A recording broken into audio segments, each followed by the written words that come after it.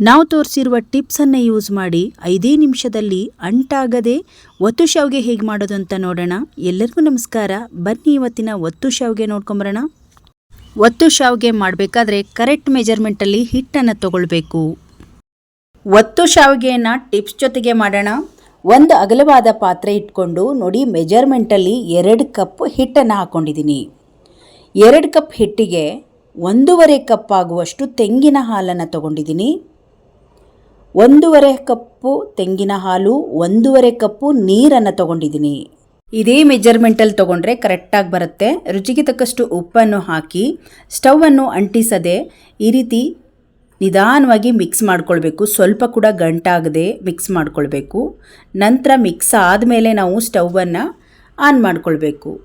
ನೋಡಿ, ಈಗ ಗಂಟಿಲ್ಲದೆ ನಾನು ಮಿಕ್ಸ್ ಮಾಡಿ ಸ್ಟವ್ ಉರಿಯನ್ನು ಇವಾಗ ಆನ್ ಮಾಡಿದ್ದೀನಿ. ಈಗ ಮೀಡಿಯಮ್ ಫ್ಲೇಮಲ್ಲಿ ಇಟ್ಕೊಂಡು ಮಿಕ್ಸ್ ಮಾಡ್ತಾನೇ ಇರಬೇಕು. ಈ ರೀತಿ ಮಿಕ್ಸ್ ಮಾಡ್ತಾ ಚೆನ್ನಾಗಿ ಹಿಟ್ಟು ಹದವಾಗಿ ರೆಡಿಯಾಗುತ್ತೆ. ಕೈ ಆಡಿಸ್ತಾನೇ ಇರಬೇಕು. ಈ ರೀತಿ ಮಾಡುವಂತಹ ಒತ್ತು ಶಾವಿಗೆ ತುಂಬ ರುಚಿಕರವಾಗಿರುತ್ತೆ. ಬಿಡದೆ ಈ ರೀತಿ ಒಂದು ಕೈಯಲ್ಲಿ ಪಾತ್ರೆ ಹಿಡ್ಕೊಂಡು ಕೈ ಆಡಿಸ್ತಾನೆ ಒಂದು 5 ನಿಮಿಷಗಳ ಕಾಲ ಇದನ್ನು ಮಿಕ್ಸ್ ಮಾಡಿಕೊಳ್ಬೇಕು. ನಂತರ ಅದು ಗಟ್ಟಿ ಆಗ್ತಾ ಬರುತ್ತೆ. ನೋಡ್ತಾ ಇರ್ಬೋದು, ಸ್ವಲ್ಪ ಗಟ್ಟಿ ಆಯಿತು, ಗಂಟಾಗಿಲ್ಲ. ಇವಾಗ ಗಂಟು ಕೂಡ ನೀಟಾಗಿ ಗಂಟಾಗದೆ ಹಿಟ್ಟು ರೆಡಿ ಆಗ್ತಾ ಇದೆ. ಇದೇ ರೀತಿಯಾಗಿ ಇನ್ನೂ 5 ನಿಮಿಷಗಳ ಕಾಲ ಚೆನ್ನಾಗಿ ತಳ ಬಿಟ್ಕೊಳ್ಳೋವರೆಗೂ ನಾವು ಇದನ್ನು ಬೇಯಿಸ್ಕೊಳ್ಬೇಕು.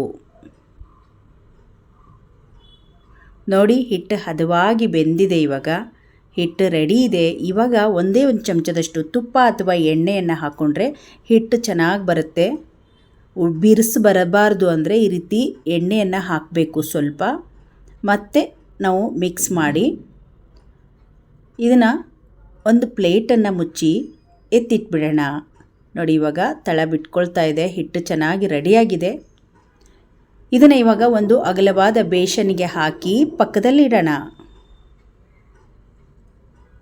ಇದು ಸ್ವಲ್ಪ ತಣ್ಣಗಾದ ಮೇಲೆ ನಾವು ಇದನ್ನು ಉಂಡೆ ಕಟ್ಕೊಳ್ಬೋದು. ಡೈರೆಕ್ಟಾಗಿ ಉಂಡೆ ಕಟ್ಬೋದು.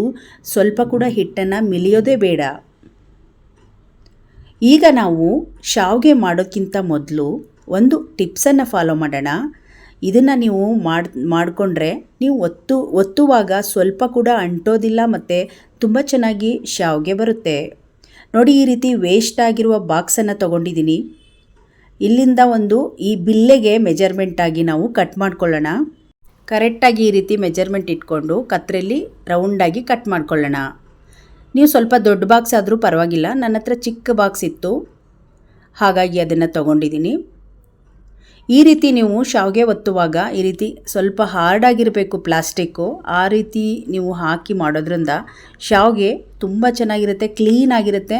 ಮತ್ತು ಸ್ವಲ್ಪ ಕೂಡ ಹಿಟ್ಟು ಈ ಶಾವಿಗೆ ಒತ್ತುವಾಗ ಉಳಿಯೋದಿಲ್ಲ, ಪೂರ್ತಿ ಖಾಲಿ ಆಗುತ್ತೆ. ನೋಡಿ, ಈ ರೀತಿ ಕರೆಕ್ಟಾಗಿ ಕಟ್ ಮಾಡಿಕೊಂಡು ನಿಮಗೆ ಮತ್ತು ಸೈಡ್ಸ್ ಎಲ್ಲ ಅದರೊಳಗಡೆ ಹೋಗೋ ಥರ ಕಟ್ ಮಾಡ್ಕೊಂಡ್ಬಿಡಬೇಕು. ಸ್ವಲ್ಪನೂ ಕ್ರಾಸ್ ಆಗದೆ ಈ ರೀತಿ ಕರೆಕ್ಟಾಗಿ ಬಿಲ್ಲೆ ಸೈಜ್ಗೆ ನೀವು ಕಟ್ ಮಾಡಿಕೊಂಡ್ರೆ ನಿಮಗೆ ಆ ಚಕ್ಲಿ ಒಳ್ಳೊಳಗಡೆ ಹೋಗುತ್ತೆ ಅದು. ನೋಡಿ, ಇವಾಗ ಕರೆಕ್ಟಾಗಿ ಬಿಲ್ಲೆ ಸೈಜ್ಗೆ ನಾನು ಕಟ್ ಮಾಡ್ಕೊಂಡಿದ್ದೀನಿ. ಬನ್ನಿ ಇವಾಗ ಇದನ್ನು ಹಾಕಿ ನಾವು ಶಾವಿಗೆ ಮಾಡಿ ನಾನು ತೋರಿಸ್ತೀನಿ. ಈಗ ಹಿಟ್ಟು ರೆಡಿ ಇದೆ. ಇದು ಸ್ವಲ್ಪ ಕೂಡ ಮಿಲಿಯೋದು ಬೇಡ. ಹಾಗೆ ಡೈರೆಕ್ಟಾಗಿ ಸ್ವಲ್ಪ ನೀರನ್ನು ಹಚ್ಕೊಂಡು ನಾವು ಇದನ್ನು ಉಂಡೆ ಕಟ್ಕೊಂಬಿಡೋಣ. ನೋಡಿ, ಈ ರೀತಿಯಾಗಿ ಉಂಡೆನ ರೆಡಿ ಮಾಡ್ಕೊಳ್ತಾ ಇದ್ದೀನಿ. ಒಂದು 3 ಉಂಡೆ ರೆಡಿ ಮಾಡ್ಕೊಳ್ತಾ ಇದ್ದೀನಿ. ನಾವು ತೊಗೊಂಡಿರುವ ಮೆಜರ್ಮೆಂಟ್ ಹಿಟ್ಟು ಮತ್ತು ನೀರು ಕರೆಕ್ಟಾಗಿ ಬಂದಿತ್ತು. ಹಿಟ್ಟು ಚೆನ್ನಾಗಿ ಬೆಂದಿದೆ ಮತ್ತು ಹದವಾಗಿ ಬಂದಿದೆ ಈ ಒಂದು ಒತ್ತು ಶಾವಿಗೆಯಲ್ಲಿ ಹಾಕೋಕ್ಕೆ. ನೋಡಿ, ಬಿಲ್ಲೆ ಫಸ್ಟು ಹಾಕ್ಕೊಳ್ತಾ ಇದ್ದೀನಿ. ನಂತರ ಹಿಟ್ಟನ್ನು ಹಾಕ್ಕೊಳ್ಳೋಣ. ಹಿಟ್ಟು ಮೇಲೆ ಈ ಕಟ್ ಮಾಡಿರೋ ಪ್ಲಾಸ್ಟಿಕ್ ಪೀಸ್ನ ಹಾಕಿ ನಂತರ ಇದನ್ನು ನೋಡಿ ಹಾಕಿ ಟೈಟ್ ಮಾಡ್ಕೊಂಬಿಡೋಣ. ಈ ರೀತಿ ಮಾಡೋದ್ರಿಂದ ಸ್ವಲ್ಪ ಕೂಡ ಅಲ್ಲಿ ಅಂಟೋದಿಲ್ಲ, ಒಳಗಡೆ ಹಿಟ್ಟು ಉಳಿಯೋದಿಲ್ಲ, ಪೂರ್ತಿ ಶಾವಿಗೆ ಆಗುತ್ತೆ. ತೋರಿಸ್ತೀನಿ ನಿಮಗೆ ನಾನು. ನಂತರ ನೀವು ಯಾವಾಗೇ ನೀವು ಇದನ್ನು ಈ ಒಂದು ಐಡಿಯಾ ಮಾಡಿಲ್ಲ ಅಂದರೆ ಹಿಟ್ಟು ಮಿಕ್ಕುತ್ತೆ, ಒಳಗಡೆ ಎಲ್ಲ ಗಲೀಜಾಗುತ್ತೆ. ಮತ್ತೆ ನೀವು ಅದನ್ನು ತೆಗೆದು ಮತ್ತೆ ವಾಪಸ್ ಅದನ್ನು ಹಿಟ್ಟು ಹಾಕಬೇಕು, ಹಾಗೆಲ್ಲ ಆಗುತ್ತೆ. ಸ್ವಲ್ಪ ಕೂಡ ಹಿಟ್ಟು ಮಿಕ್ಕಬಾರ್ದು, ಒಳಗಡೆ ನೀಟಾಗಿರಬೇಕು ಅಂದರೆ ಒತ್ತುವಾಗ ಈ ಐಡಿಯಾವನ್ನು ಮಾಡಬೇಕು ನೀವು. ನೋಡಿ, ಇವಾಗ ನಾವು ಸಣ್ಣದಾಗಿರುವ 4 ಶಾವಿಗೆ ಆಗಿದೆ. ತುಂಬ ಚೆನ್ನಾಗಿ ಬಂದಿದೆ ಶಾವಿಗೆ. ಈಗ ನೋಡಿ, ಈಗ ಇದನ್ನು ತೋರಿಸ್ತಾ ಇದ್ದೀನಿ ನಾನು.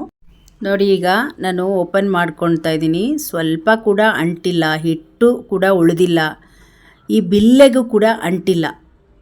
ಈ ರೀತಿಯಾಗಿ ನಾವು ಮೇಲೆ ಒಂದು ಪ್ಲಾಸ್ಟಿಕ್ ಪೀಸನ್ನು ಯೂಸ್ ಮಾಡೋದ್ರಿಂದ ಎಷ್ಟು ನೀಟಾಗಿದೆ, ಸ್ವಲ್ಪನೂ ಹಿಟ್ಟು ಮಿಕ್ಕೋದಿಲ್ಲ. ಟ್ರೈ ಮಾಡಿ ನೋಡಿ, ಇದಂತೂ ತುಂಬ ಚೆನ್ನಾಗಿದೆ. ಶಾವಿಗೆ ಮಾಡುವಾಗ ಇದನ್ನು ನೀವು ಟ್ರೈ ಮಾಡಿ ನೋಡಿ, ಮತ್ತೆ ಬಂದು ಕಮೆಂಟ್ ಹಾಕ್ತೀರಾ. ಇಡ್ಲಿ ಸೆಟ್ಟಲ್ಲಿ ಕೂಡ ನಾವು ಹಬೆ ಮಾಡ್ಕೋಬೋದು, ಹಾಗೆ ಪ್ಲೇಟ್ ಮೇಲೆ ಇಟ್ಟು ಕೂಡ ಹಬೆ ಮಾಡ್ಕೋಬೋದು. ನಾನು ಸಣ್ಣದಾಗಿ, ಮಕ್ಕಳಿಗೆ ತುಂಬ ಇಷ್ಟ ಆಗುತ್ತೆ ಈ ರೀತಿ ಸಣ್ಣ ಶಾವಿಗೆ, ಹಾಗಾಗಿ ಸಣ್ಣದಾಗೆ ಬಿಟ್ಕೊಂಡು ಒಂದು 5 ನಿಮಿಷಗಳ ಕಾಲ ಇದನ್ನು ಹಬೆ ಮಾಡ್ಕೊಳ್ಳೋಣ. ಹಾಗೆ ಈ ಥರ ಪ್ಲೇಟಲ್ಲಿ ಕೂಡ ಸ್ವಲ್ಪ ಕಾಯಿ ತುರಿ ಹಾಕಿ ಮೇಲೆ ಈ ರೀತಿ ಶಾವಿಗೆನ ದೊಡ್ಡದಾಗಿ ಬಿಟ್ಕೊಂಡು ಈ ರೀತಿ ಕೂಡ ನೀವು ಇದನ್ನು ಬೇಯಿಸ್ಕೊಳ್ಬೋದು. ಇದನ್ನು ನಾವು ಇಡ್ಲಿ ಸೆಟ್ ಮೇಲೆ ಇಟ್ಟು ಹಬೆ ಮಾಡ್ಕೋಬೋದು. ಹಾಗೆ ಪ್ಲೇಟ್ ಮೇಲೂ ಕೂಡ ನಾನು ಮಾಡ್ಕೊಳ್ತಾ ಇದ್ದೀನಿ. ಈ ರೀತಿ ಪೇಟ್ಮೆಂಟ್ ಮಾಡಿಕೊಂಡು ಪ್ಲೇಟಲ್ಲೇ ಹಬೆ ಮಾಡ್ಕೊಳ್ಳೋಣ ಅಂತ ಸ್ವಲ್ಪ ದೊಡ್ಡದಾಗಿ ಹಾಕ್ಕೊಳ್ತಾ ಇದ್ದೀನಿ. ಈ ರೀತಿಯಾಗಿ ನೀವು ಮಾಡ್ಕೊಳ್ಬೋದು. ನೋಡಿ, ಈಗ 5 ನಿಮಿಷ ಆಗಿದೆ, ಹಬೆ ಎಲ್ಲ ಆಗಿದೆ. ಈಗ ಓಪನ್ ಮಾಡ್ತಾ ಇದ್ದೀನಿ. ತುಂಬ ಚೆನ್ನಾಗಿ ಬೆಂದಿದೆ. ಇವಾಗ ಮತ್ತೊಂದು ರೌಂಡ್ ಕಾಯಿ ತುರಿ ಎಲ್ಲ ಹಾಕಿ ಮತ್ತೆ ಡೈರೆಕ್ಟಾಗಿ ಇಡ್ಲಿ ಪಾತ್ರೆಗೆ ಹಾಕ್ಕೊಳ್ತಾ ಇದ್ದೀನಿ. ಹಾಗೆ ಒಂದು 5 ನಿಮಿಷ ನೀವು ಎಲ್ಲವನ್ನು ಬೇಯಿಸಿದರೆ ಬೇಗ ರೆಡಿ ಆಗಿಬಿಡುತ್ತೆ ಶಾವಿಗೆ. ಯಾಕಂದರೆ ಹಿಟ್ಟು ತುಂಬ ಚೆನ್ನಾಗಿ ಬೆಂದಿರೋದ್ರಿಂದ, ಹಾಗೆ ನಾವು ಕಾಯಿನೂ ಕೂಡ ಯೂಸ್ ಮಾಡೋದ್ರಿಂದ ಶಾವಿಗೆ ತುಂಬ ರುಚಿಯಾಗಿರುತ್ತೆ. ನೀವು ಕೂಡ ಇವತ್ತಿನ ಟಿಪ್ಸ್ಗಳನ್ನು ಫಾಲೋ ಮಾಡಿಕೊಂಡು ಒತ್ತು ಶಾವಿಗೆಯನ್ನು ಇದೇ ರೀತಿಯಾಗಿ ಮಾಡಿ ನಿಮ್ಮ ಮನೆಯಲ್ಲಿ ಎಲ್ಲರೂ ಇಷ್ಟಪಟ್ಟು ತಿಂತಾರೆ. ನೋಡಿ, ರುಚಿಕರವಾಗಿರುವ ಒತ್ತು ಶಾವಿಗೆ ಚಿಕ್ಕದಾಗಿ ಮಕ್ಕಳಿಗೂ ಕೂಡ ಇಷ್ಟ ಆಗುವ ಹಾಗೆ ಸಣ್ಣದಾಗಿ ಮಾಡಿದ್ದೀನಿ ನಾನು. ಒತ್ತು ಶಾವಿಗೆ ರೆಡಿ ಆಯಿತು. ಇದ್ರ ಜೊತೆಗೆ ಕಾಯಿ ಹಾಲು ಹಾಕ್ಕೊಂಡು ತಿಂದರೆ ಮಸ್ತಾಗಿರುತ್ತೆ. ಬಾದಾಮ್ ಹಾಲು ಅಥವಾ ಕಾಯಿ ಹಾಲು ಎರಡೂ ಕೂಡ ಒಂದು ಒಳ್ಳೆ ಕಾಂಬಿನೇಷನ್ ಆಗುತ್ತೆ. ಈ ರೀತಿ ಚಿಕ್ಕದಾಗಿರುವ ಶಾವಿಗೆ ಮೇಲೆ ಬಿಸಿಯಾಗಿರುವ ಕಾಯಿ ಹಾಲು ಹಾಕ್ಕೊಂಡು ತಿಂತಾಯಿದ್ರೆ ಮಕ್ಕಳು ತುಂಬ ಇಷ್ಟಪಟ್ಟು ತಿಂತಾರೆ. ಅದು ಮೇನಾಗಿ ಇಂಥ ಮಳೆ ಬರುವಂಥ ವೆದರಲ್ಲಿ ಒತ್ತು ಶಾವಿಗೆ ತುಂಬ ಚೆನ್ನಾಗಿರುತ್ತೆ. ಮತ್ತು ಮಲೆನಾಡು ಸ್ಪೆಷಲ್ ಒತ್ತು ಶಾವಿಗೆ ಅಂತಲೇ ಹೇಳ್ಬೋದು. ಇವತ್ತು ತೋರಿಸಿರುವ ಟಿಪ್ಸ್ಗಳ ಜೊತೆಗೆ ನೀವು ಕೂಡ ತುಂಬ ಸಿಂಪಲ್ ವಿಧಾನದ ಒತ್ತು ಶಾವಿಗೆಯನ್ನು ಟ್ರೈ ಮಾಡಿ ನೋಡಿ, ತುಂಬ ಇಷ್ಟಪಟ್ಟು ತಿಂತೀರಾ. ಇವತ್ತಿನ ವಿಡಿಯೋ ನಿಮಗೆ ಇಷ್ಟ ಆದರೆ ಒಂದು ಲೈಕ್ ಮಾಡಿ, ಈ ವಿಡಿಯೋವನ್ನು ಶೇರ್ ಮಾಡಿ. ಇನ್ನಷ್ಟು ವಿಡಿಯೋಗಳಿಗಾಗಿ ನಮ್ಮ ಚಾನಲನ್ನು ಸಬ್ಸ್ಕ್ರೈಬ್ ಮಾಡ್ಕೊಳ್ಳಿ. ಮತ್ತೆ ಮುಂದಿನ ಹೊಸ ವಿಡಿಯೋದೊಂದಿಗೆ ಸಿಗೋಣ. ಅಲ್ಲಿವರೆಗೂ ಧನ್ಯವಾದ.